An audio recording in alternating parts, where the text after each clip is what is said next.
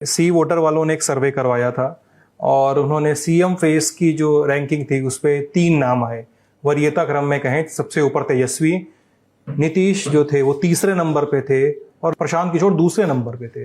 एक चीज तो है, जो आप पटना की सड़क से लेकर के आप मोतिहारी की सड़क पर पहुंच जाए या मधुबनी के किसी गांव में पहुंच जाए, प्रशांत किशोर की चर्चा हर चौक चौराहे पे गली मोहल्ले में कहीं बैठ जाइए, लोग उनको जान रहे हैं।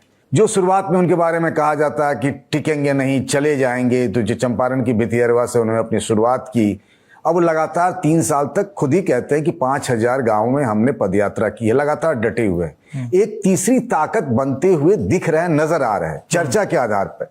चूंकि अभी तक उनकी कोई परीक्षा नहीं हुई है, कोई चुनाव नहीं लड़ा जन स्वराज पार्टी ने, तो हम ये भी नहीं कह सकते कि क्या होगा नहीं होगा। लेकिन हाँ, एक जो आई बॉल्स के हिसाब से देखें और जो चौक चौराहे पे बातचीत होती है, प्रशांत किशोर एक ताकत बनकर नजर आ रहे हैं, इसमें कोई दो राय नहीं। मैं आपको ऐसी कई सारी कहानियां बता सकता हूं कि फलाने आईएएस के या फलाने डॉक्टर के, फलाने पढ़े लिखे लोग के, उनके छोटे भाई या किसी के नाते रिश्तेदार इन दिनों पिछले काफी समय से पटना में प्रशांत किशोर के लिए जोर आजमाइश कर रहे हैं। लेकिन प्रशांत किशोर के आसपास अगर किशोर कुमार मुन्ना जैसे 2-4 अपवाद को छोड़ दें तो कोई बहुत बड़ा जो पिछले कई सालों से पॉलिटिक्स में हो, रवा हो चुका हो, खपा हुआ हो, इस तरह के नेताओं की भीड़ मुझे नजर नहीं आती। उनके आसपास प्रोफेशनल्स दिखते, बिल्कुल कॉर्पोरेट स्टाइल में उनके सारे कार्यक्रम होते हैं, आपको उस तरीके से उनकी इमेजेस वगैरह आती दिखेगी। ये जो आप सर्वे कह रहे हैं सी वोटर के, जिसमें तेजस्वी यादव सबसे पहले नंबर पे, उसमें कोई चौंकाने वाली बात मुझे नहीं नजर आ रही है। लेकिन दूसरे नंबर पे प्रशांत किशोर का नाम मुझे काफी चौंकाने वाला लगता है कि प्रशांत किशोर एक मुख्यमंत्री चेहरे के तौर पर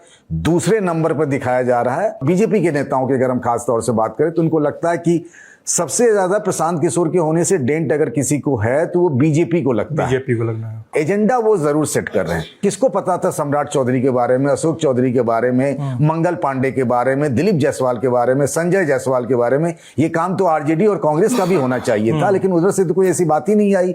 ये सारे मुद्दे जितने भी हैं, पलायन से लेकर जिस मजबूती से हाल फिलहाल के दिनों में प्रशांत ने उठाया है, वो तो उनकी पार्टी और उनके नाम की चर्चा तो है।